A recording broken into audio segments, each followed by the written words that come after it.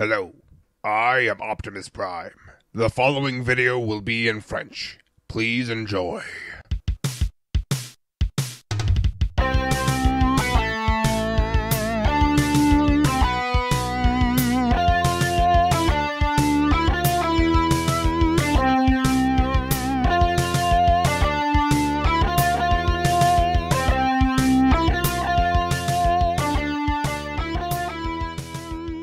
Hey, salut à tous, c'est Leader. Aujourd'hui on se retrouve pour une nouvelle review. Il s'agit d'un des derniers sets de Last Night que je prendrai normalement. Je dis ça à chaque fois mais c'est pas grave.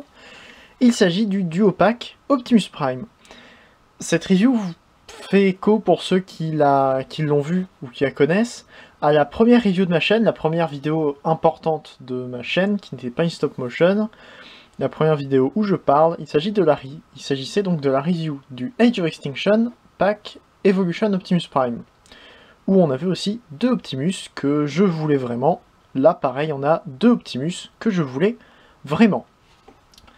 Ce set est un set Mission to Cybertron, qui est un exclusif à Toys R Us. C'est là-bas que j'ai trouvé, donc je pense que c'est juste à Toys R Us qui est exclusif. Il est peut-être exclusif à d'autres endroits, mais je ne sais pas. En tout cas, mon Toys R Us en a pas mal de ces sets-là, donc voilà, je suis plutôt content d'avoir pu en avoir un. D'avoir pu en trouver un, d'ailleurs. Donc, pour la boîte, nous avons première édition ici, il n'y en aura pas de deuxième, comme dit Raph. Transformers en rouge sur fond gris, des cyberglyphiques en haut qui continuent sur le dessus. Optimus Prime, Cybertron Optimus Prime, Transformers The Last Night, 8 ans et plus, fait par Hasbro. Mission to Cybertron avec les hexagones cybertroniens ici, enfin les hexagones de Cybertron, qui forment Cybertron. Sur le dessus, on a Cybertron ici avec Optimus, Megatron et Bumblebee dans leur forme The Last Night.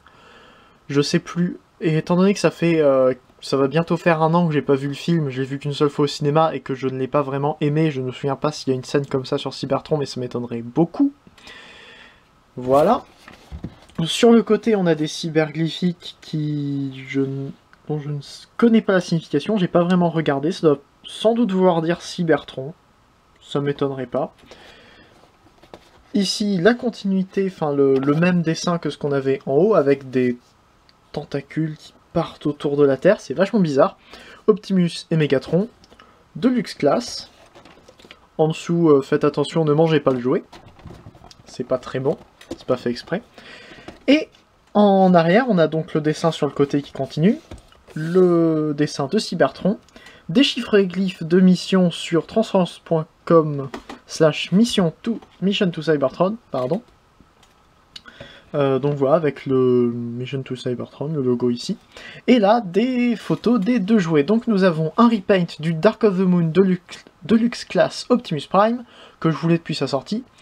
Et Cybertron Optimus Prime, donc qui est un repaint du Protoform Optimus Prime du premier film, que je voulais pas, enfin qui m'intéressait moins, mais que une fois en main, j'ai trouvé génial. Une petite bio que vous pourrez lire. Je vous rapproche la boîte pour que vous arriviez à lire, ça devrait être bon. Glyphes déchiffrables, on en voit un petit peu partout, super. 12 étapes pour le Dark of the Moon, 13 étapes pour le movie. Et c'est à peu près tout pour la boîte. On peut maintenant passer aux cartes qui représentent les figurines que l'on a. Donc comme vous pouvez voir, l'une a le logo Mission to Cybertron et est un bras d'Optimus. Et la deuxième est juste le buste d'Optimus tenant son épée. Évidemment, vous pouvez voir que ce ne sont pas du tout des cartes à l'effigie des figurines que nous avons à l'intérieur. À l'arrière, donc, nous avons des mots déchiffrables sur le site. Ici, nous avons Allspark et ici, Autobot. Voilà, j'ai fait ça de tête juste avant la review.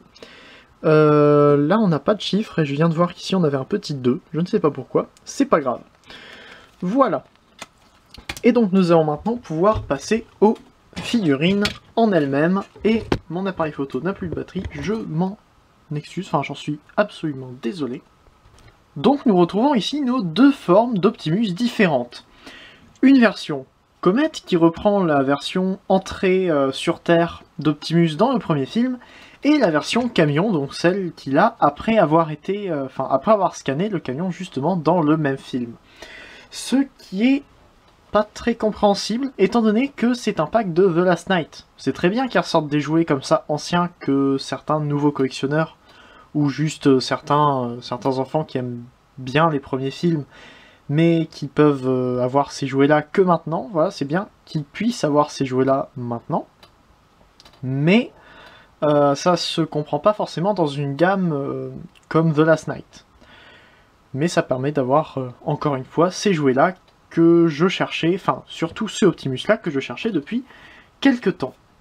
Autre chose qui est bien, c'est que les deux sont en deluxe. Donc, pour une fois, on a la comète qui est à l'échelle avec le camion, qui deviendra Optimus, enfin, qui est Optimus, que Optimus va scanner par la suite.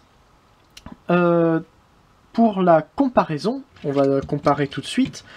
Déjà, donc, au niveau des tailles, bon, on peut voir que c'est à peu près la même longueur. Si on prend la traînée de feu de la comète, Optimus Cybertron, appelé sur la boîte. Voilà. Le Optimus Comet est plus haut que le Deluxe. De toute façon, ils n'ont pas la même taille, on peut le mettre comme ça, mais bon. Ils n'ont pas la même forme, donc la comparaison n'est pas forcément très intéressante. Le plus intéressant serait par exemple de comparer le camion avec autre chose, étant donné que je n'ai rien d'autre qui se transforme en comète. On va mettre donc le Optimus Cybertron, excusez-moi pour le changement de luminosité, sur le côté. Et on va comparer ce Optimus avec quelques autres. Donc, par exemple, le Voyager Class de The Last Night, qui est en review sur ma chaîne. Et j'ai dit Voyager Class, c'est pour ça qu'il est plus grand. Et oui, il n'est pas du tout à l'échelle avec ce Optimus-là. Hein, ils sont pas du tout à l'échelle entre eux. Ce qui me dérange pas, étant donné que je ne les mettrai pas ensemble sur un même display. De toute façon, ça reste deux Optimus, donc je vois pas pourquoi je les mettrai ensemble. Mais bon, ça reste pas la même échelle. Pour comparer avec un précédent Deluxe qui se transformait dans un camion, enfin, qui se transformait aussi en camion, le Optimus Revive the Shield, un de mes Optimus préférés, un des Optimus que j'ai attendu depuis le plus de temps, depuis que je le connais. Et vous pouvez voir que le Dark of the Moon est légèrement plus long. Vous ne pouvez pas le voir, mais il fait à peu près le même poids, quoiqu'il est peut-être un petit peu plus lourd, mais un tout petit peu plus simple. Voilà, les transformations n'étaient pas encore extrêmement simplifiées au moment de Dark of the Moon, peut-être un petit peu plus simple que dans Revenge of the Fallen, mais ça va. Voilà. Et une autre comparaison, cette fois-ci avec le même camion. La meilleure version de ce camion-là, j'ai pas voulu retransformer le Voyager Class Battlelux parce que tout simplement il commence à se casser, j'ai peur de le retransformer. Avec donc le Leader Class. Évidemment, le Deluxe est plus petit, hein, c'est normal. Mais vous pouvez voir déjà que les couleurs ont été modifiées. Le premier Deluxe qui est sorti dans Dark of the Moon avait à peu près ces couleurs-là. Voilà. Ici, on n'a plus le détail de orange par là. On a toujours les flammes. Les garde-boue. Voilà. Les garde-boue avant ne sont plus peints en rouge. Bon, voilà, on n'a pas de flammes ici. Et on a des cyberglyphics. Concernant justement plus de détails de ce mode camion, on a une très jolie peinture bleue déjà. C'est à peu près la même peinture que sur le Optimus Voyager Class que je vous ai montré. La peinture donc est très jolie avec un effet métallisé, très bien. Le seul problème serait tous les traits, enfin toutes les courbes qu'on voit à l'intérieur qui viennent de l'application, enfin du mélange du plastique avec la peinture tout simplement, et qui font que le plastique a l'air assez, qui a pas l'air qui n'a pas l'air de très bonne qualité. Si je mets les mots dans le bon ordre, c'est beaucoup mieux. Voilà, c'est dommage, mais il en reste quand même très joli. On a de l'argenté au niveau ici des réservoirs et des pots d'échappement, je vais y arriver. On n'a pas d'argenté ici, on a de l'argenté très mal appliqué, enfin très mal appliqué. Il est bien appliqué au bon endroit, mais pas... il dépasse partout, vous pouvez voir. De loin, à peu près de là, ça passe, mais d'ici, c'est beaucoup moins bien. Un cyberglyphique ici qui veut dire Prime. Pareil là, pareil là. Enfin, de ce côté-là aussi, on n'en a pas comme ça, on n'en a pas de l'autre côté. Voilà. Celui-ci, donc ce Optimus-là, vient avec une arme. C'est l'arme MechTech qu'il avait, je pense, dans sa première, dans sa première version. Mais cette fois-ci en jaune orangé bizarre, qui est censé représenter de l'énergone. J'aurais préféré, personnellement, que ce soit plus orangé, pour rester plus dans le... comme l'épée, enfin la hache G1 d'Optimus. Et en parlant de hache, justement, il suffit de tirer sur le viseur qui est là, pour faire sortir la petite hache qui vient se refermer aussitôt qu'on lâche le viseur. C'est plutôt sympathique, mais étant donné que ça tient pas en place, ça sert à rien, tout simplement. On peut venir le plugger sur les deux ports qui sont très moches, hein, qui sont en haut du camion, comme ça. On ne peut pas venir le mettre à l'intérieur, enfin du moins j'ai essayé et ça ne tient pas, c'est beaucoup trop grand. Donc il n'y a que deux endroits pour le storer. De toute façon je ne vais pas... storer, oh là là. Pour le stocker, excusez-moi pour cette qualité médiocre de discours. Donc voilà, de toute façon je ne vais pas mettre ça sur le mode alternatif parce que c'est moche. Voilà. Niveau des détails qui peuvent gêner dans ce mode-là, il y a par exemple les mains qu'on peut voir à l'arrière, les détails ici des jambes, le gris là qui fait un petit peu moche, les pieds qu'on peut voir dessous, on voit un petit peu des jambes, mais encore ça va. C'est à peu près bien caché.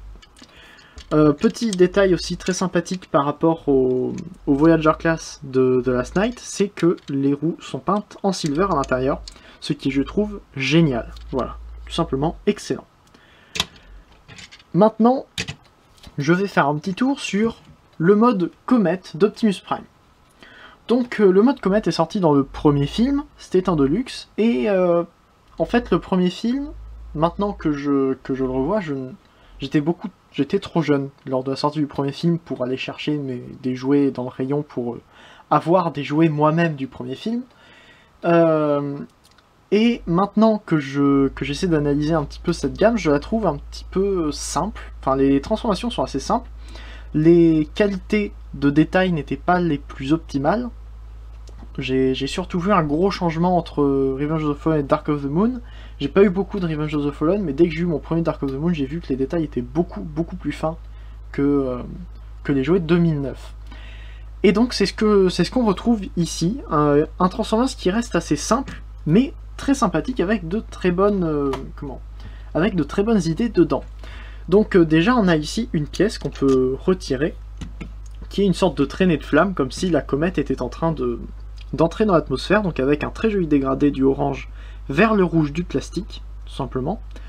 Bon, ça fait un petit peu comme si c'était tordu. C'est dans le plastique souple, mais ça va, ça se déforme pas non plus très facilement. L'effet est plutôt sympa, ça va. En 3 dimensions, ça aurait été mieux, mais pas forcément... Enfin, ça aurait été plus logique peut-être, mais pas forcément plus joli. Voilà. C'est pas une pièce que je trouve très intéressante. On peut donc prendre un petit peu plus de temps sur ce Optimus qui, je trouve, me rappelle déjà le mode camion G1, hein, puisqu'on a des fausses roues ici qui font vraiment fausses roues, hein, c'est même pas rond. C'est peint en gris plus foncé.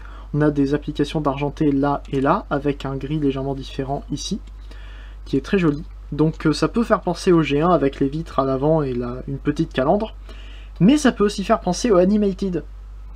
Tout simplement avec les vitres comme ça qui sont sur un angle, et la grille, justement ici, qui est un petit peu... qui est assez petite par rapport au mode pseudo-camion de l'espace.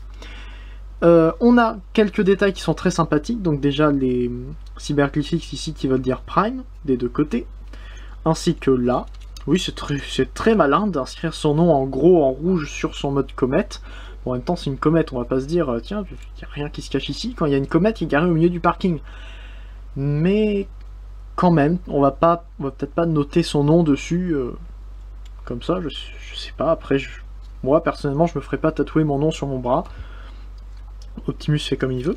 Donc, on a ici un très sympathique petit logo Autobot, qui ne va pas, voilà, qui est dans le champ. Donc c'est directement moulé sur la pièce, et c'est pas en rouge, c'est très bien peint en rouge en plus, donc c'est très apprécié. Et le mode comète roule donc sur ces 3 petites roues là, il roule plutôt bien. À noter que lorsque je l'ai sorti de la boîte, la roue ici, bon il était en mode robot, mais la roue était rentrée un petit peu à l'intérieur, comme ça. J'avais juste à appuyer ici pour, normalement, voilà. Juste appuyer pour sortir la roue et pour la libérer, tout simplement. Donc voilà. Le mode comète est plutôt sympathique, on voit pas grand chose. On peut deviner vite fait que les bras ça sera ça et que les jambes ça sera ça, mais bon, il n'y a pas... Voilà. Je pense qu'un mode comète était plus... aurait plus dans la fiction été fait pour être blindé et être résistant aux chutes. Un mode compact qui évite les casses lors de la chute, plutôt qu'un mode qui soit là pour se déguiser, comme n'importe quel mode cybertronien qui ne sert pas à se déguiser, mais pour aller plus vite, ou avoir une plus grande puissance de tir, ou pour pouvoir voler, enfin quelque chose comme ça. Donc ce Optimus a une transformation qui est relativement simple, mais que je trouve quand même très sympathique. Voilà. Donc ensemble je trouve qu'ils sont très bien et qu'ils permettent donc de refaire la première scène du film. Il n'y aurait pas eu les cyberglyphiques sur ce Prime là, ça aurait été vraiment excellent pour refaire les premières scènes du film lorsque Optimus devient tout simplement un camion et qu'il se change pour rentrer dans la civilisation humaine, tout simplement. Au niveau des transformations, je pense que je vais aller dans l'ordre chronologique des sorties, tout simplement, en faisant d'abord la comète, puis le Deluxe Dark of the Moon. Donc, pour la comète, on va commencer par détacher les panneaux qui sont sur le côté ici, comme ça, et comme ça. Voilà, c'est pris avec un petit tab à l'intérieur de cette pièce-là, comme ça. On peut déjà déclipser les pieds, là, de cette pièce-là, et ramener les jambes vers le bas. Le bassin va suivre en même temps, le bassin était remonté comme ça, et on va juste le faire descendre. Voilà. On écarte les jambes qui étaient entreloquées avec ces deux petites pièces-là. On tourne les pieds. Et là, c'est un petit truc que je trouve vraiment très bien.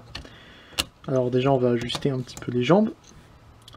Bon, là, c'est une comète avec des pattes. C'est plutôt original. Mais un truc que je trouve très sympathique, c'est ce petit panneau-là. Enfin, ces deux petits panneaux-là, sur chaque jambe, qui se ramènent vers le bas. Ce qui donne vraiment une sensation de... Comment ? De réflexion par rapport à ce Transformers et qui fait vraiment comme s'ils avaient eu envie de rajouter des petites pièces pour que ça fasse plus réaliste ou alors un tout petit peu plus complexe, enfin, pour que ce soit plus joli plutôt que d'avoir des grands panneaux qui montent. Ils auraient pu laisser comme ça serait fait dans The Last Night par exemple, on les aurait eu comme ça. Mais non, on peut les rabaisser et donc les ramener plus près des jambes pour donner moins de keyballs sur ce robot. Voilà.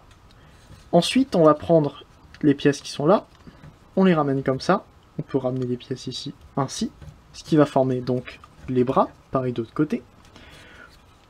On prend la pièce qui est là, et on l'enlève, ça va faire son arme, qui était donc stockée pendant tout ce temps dans la météorite, ce qui était une très bonne chose, je trouve.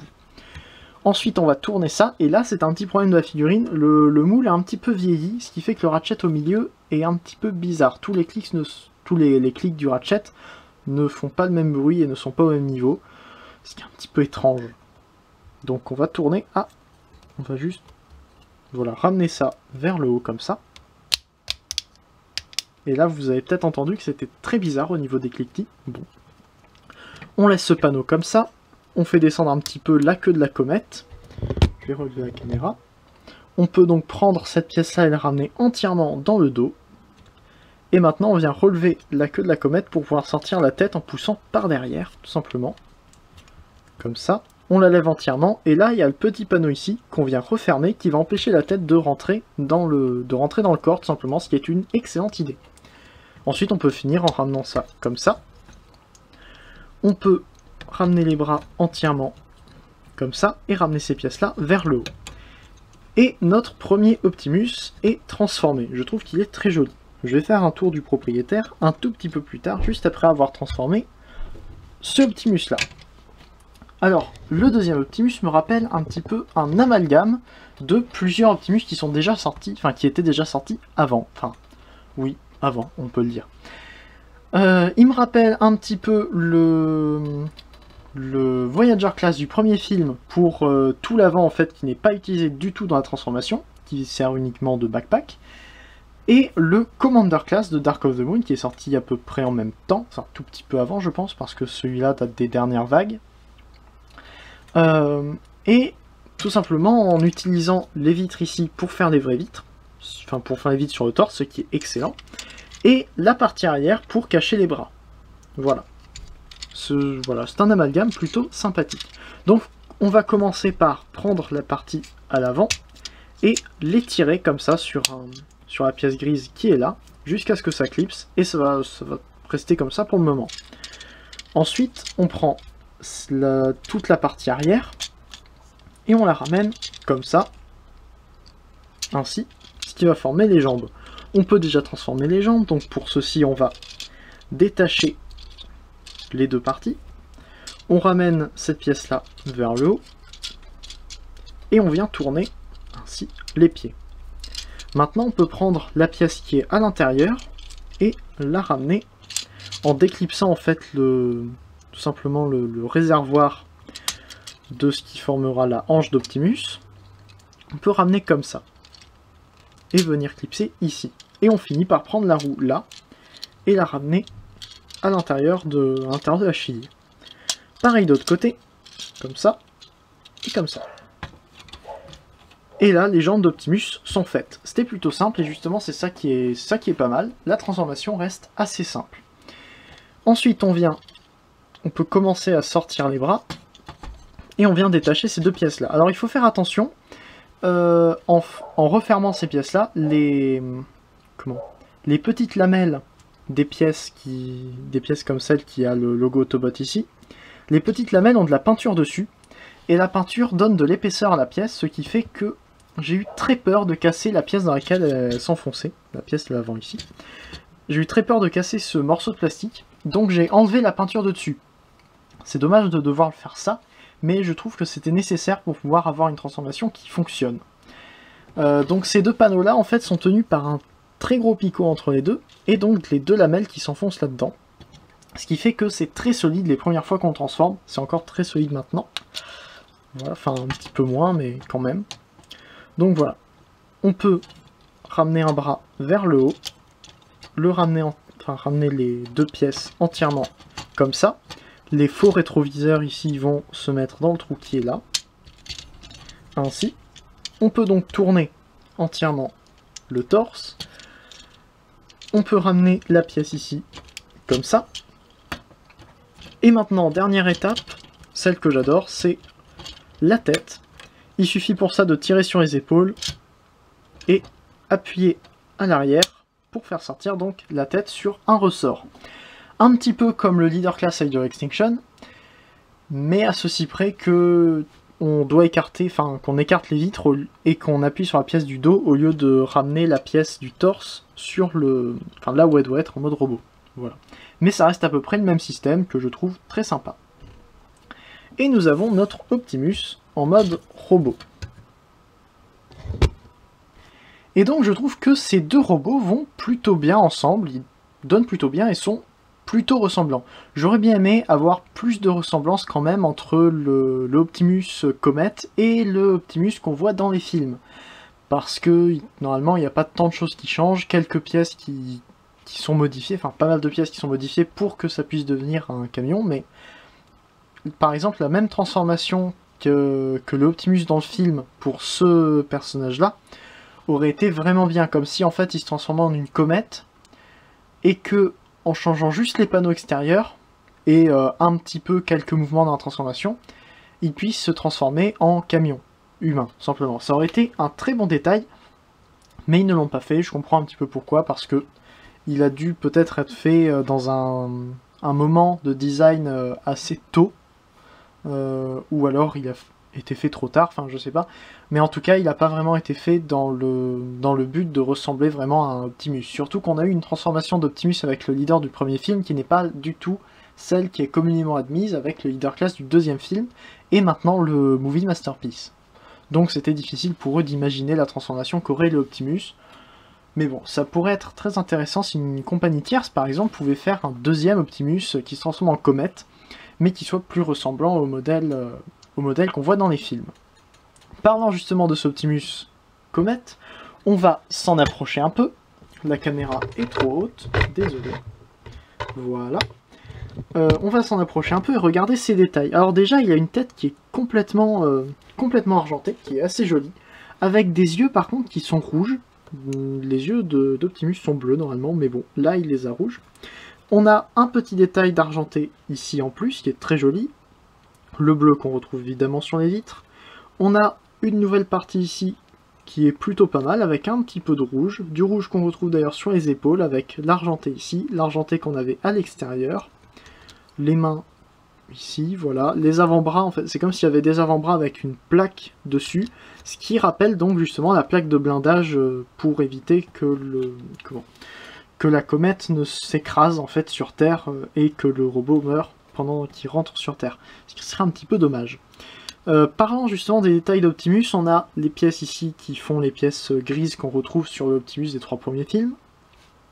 Là, les roues au niveau des hanches, et les roues, vous voyez, au niveau des chevilles. Vous ne voyez pas, donc les roues au niveau des chevilles. Un petit truc rouge ici, c'est plutôt sympa, de l'argenté là.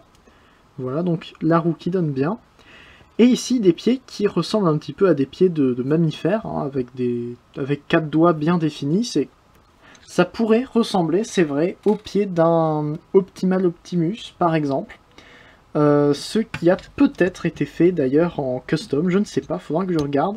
Mais un Optimal Optimus avec ce molde-là, ça pourrait être très marrant, étant donné l'immensité d'Optimal Optimus dans son univers, et la petitesse de ce jouet par rapport aux jouets des autres Optimus couramment utilisés comme référence. Voilà, celui-là n'est pas très populaire, j'ai l'impression, et pourtant il est génial. Quelque chose aussi qui est génial à propos de lui, c'est ses articulations, tout simplement. La tête tourne sur 360 degrés sur un axe qui reste très serré, ce qui est très bien.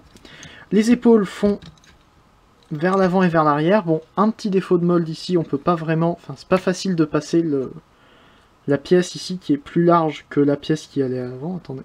La pièce là est plus large que la pièce qui est là, donc pour faire passer c'est pas évident, mais il suffit juste d'appuyer un peu et ça passe. On fait pas un 360 degrés encore une fois à cause de ces pièces là, c'est un petit peu dommage. On peut essayer, voilà, on peut essayer de faire un 360 degrés à peu près, mais bon, autant passer vers l'avant quand on veut faire un tour complet. Le bras se ramène évidemment complètement vers l'extérieur pour la transformation. On a une rotation ici, un coude qui plie à 90 degrés, et une rotation au niveau de la main. Voilà, donc comme ça, et comme ça, ce que je trouve excellent. Au niveau du torse, ça peut pas vraiment... ça peut tourner à ce niveau-là, mais il faut bouger ici pour que ça tourne et ça tape dans les bras.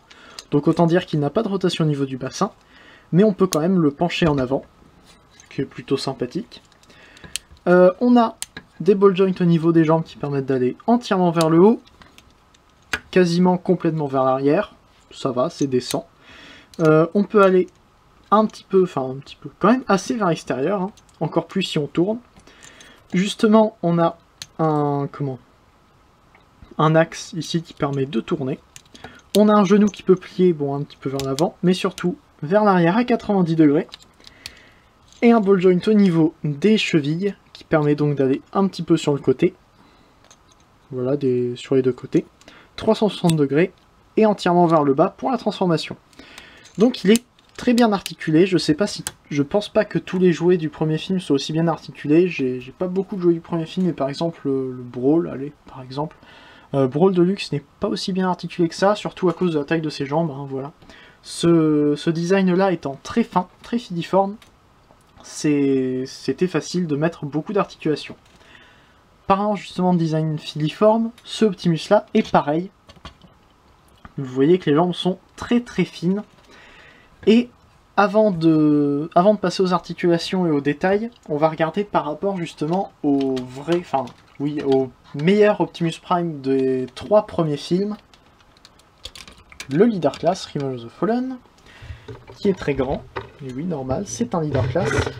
Mais vous voyez à côté du Deluxe que le Leader Class est beaucoup plus massif, beaucoup plus large d'épaule, beaucoup plus large justement même au niveau des jambes. Bon, les pieds qui sont larges, c'est normal, c'est pour la combinaison avec Jetfire. Mais voilà, le Leader Class est beaucoup plus massif que le Deluxe Class. Ça reste, pour moi, deux visions différentes du personnage. Hein, on aurait été dans un animé un petit peu comme G1 ou dans n'importe quel autre dessin animé où les proportions ne sont pas respectées à la lettre à chaque fois. Ça aurait été normal de voir deux modèles différents d'Optimus, donc un qui est un petit peu plus large d'épaule et l'autre qui est plus fin, comme celui-ci. Donc pour moi, c'est pas très gênant. Ça reste, lui, un jouet plutôt, tout à fait acceptable. Son plus grand défaut étant qu'il n'a pas de talon, vous pouvez voir ici, il n'a aucun talon, et un énorme backpack qui consiste en fait en tout l'avant du véhicule. Ce qui fait qu'il peut avoir tendance à tomber très facilement, et ce n'est pas aidé par les articulations. Avant de voir les articulations, on va regarder un petit peu les détails au niveau de la tête. Tête qui est très bien faite, c'est normal, c'est du Dark of the Moon. Dans Dark of the Moon, les détails étaient déjà très fins, ce qui est très bien.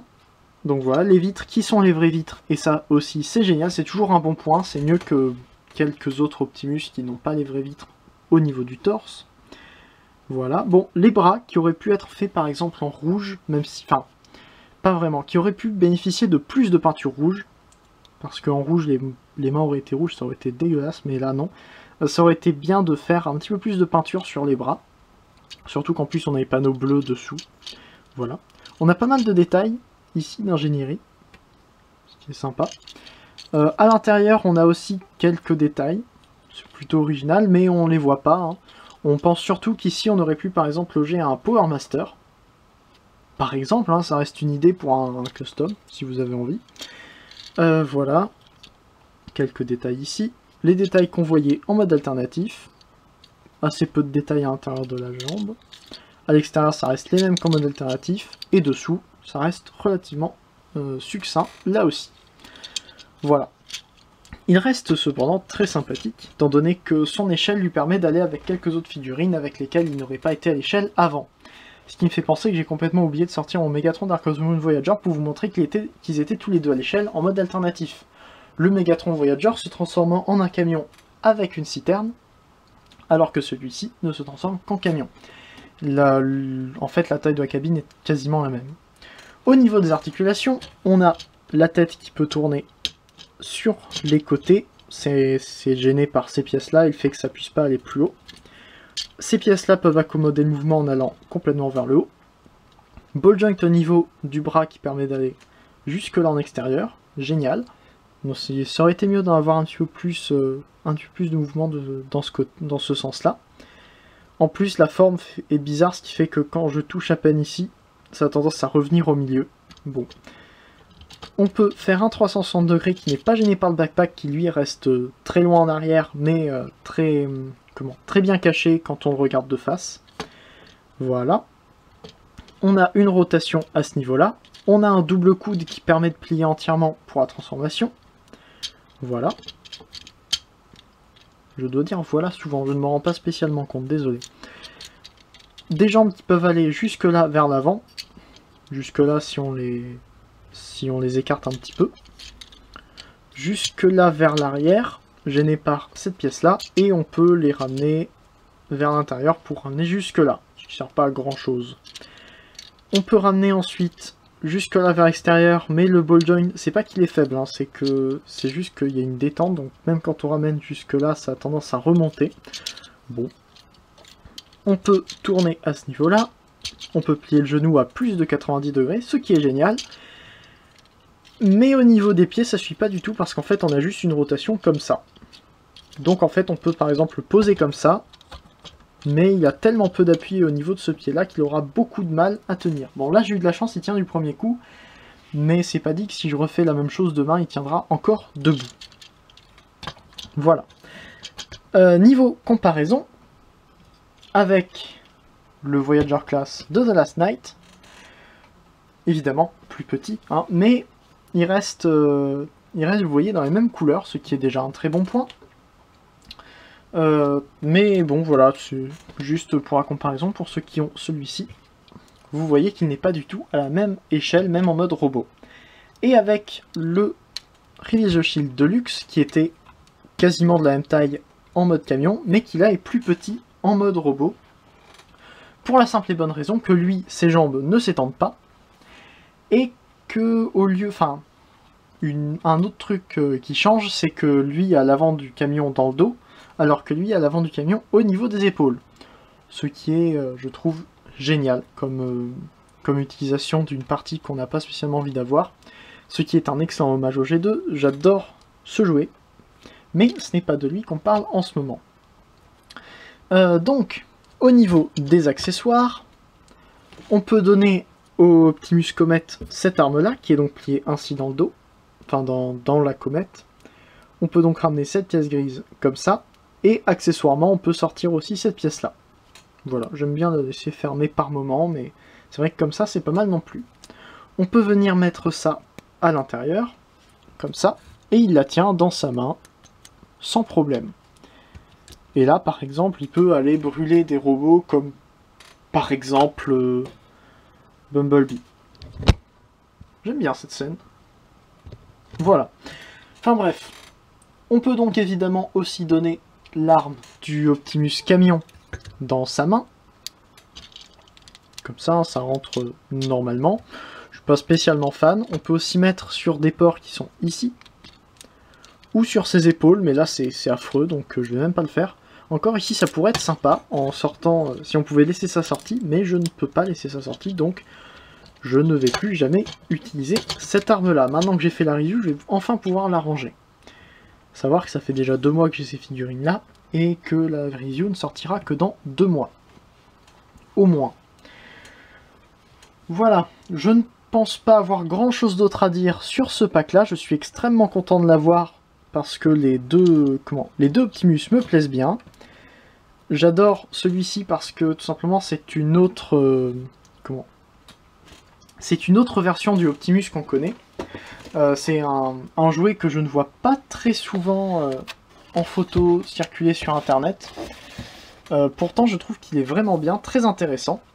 Il a de très bons trucs et c'est pas mal de reproduire la scène. J'aurais aimé qu'il y ait plus de robots comme ça dans la ligne de jouets du premier film, et surtout qu'ils aient été réédités. Parce que Starscream, je pense, n'a pas été réédité, du moins pas dans The Last Night. Ce qui est normal, il n'y a plus Starscream dans The Last Night, mais j'aimerais bien me le trouver, pourquoi pas, un jour, si je le trouve en brocante. Donc voilà, j'imagine que c'était tout ce que j'avais à dire sur ce pack. N'hésitez pas à commenter, à me donner votre avis sur ce pack, donner votre avis sur la review, n'importe quoi, voilà, faites comme vous voulez dans les commentaires. N'hésitez pas à faire un tour sur le forum transformersfr.com pour des nouveautés sur les jouets, que ce soit sur les jouets des films, de Generations, les nouveautés au niveau des tournages, de tout ça. C'est un exclusif Toys R Us, donc pourquoi pas les nouveautés de Toys R Us aussi, qui j'ai appris aujourd'hui vient d'être acheté, du moins pour une partie de la branche européenne. Voilà. Ben, j'imagine que c'est tout. N'hésitez pas à regarder les chaînes des vidéastes Transformers qui se trouvent juste après ou juste en dessous dans la description. C'est une description que ça s'appelle. Quant à moi, c'était Leader, Fanformer un jour, Fanformer toujours, allez salut.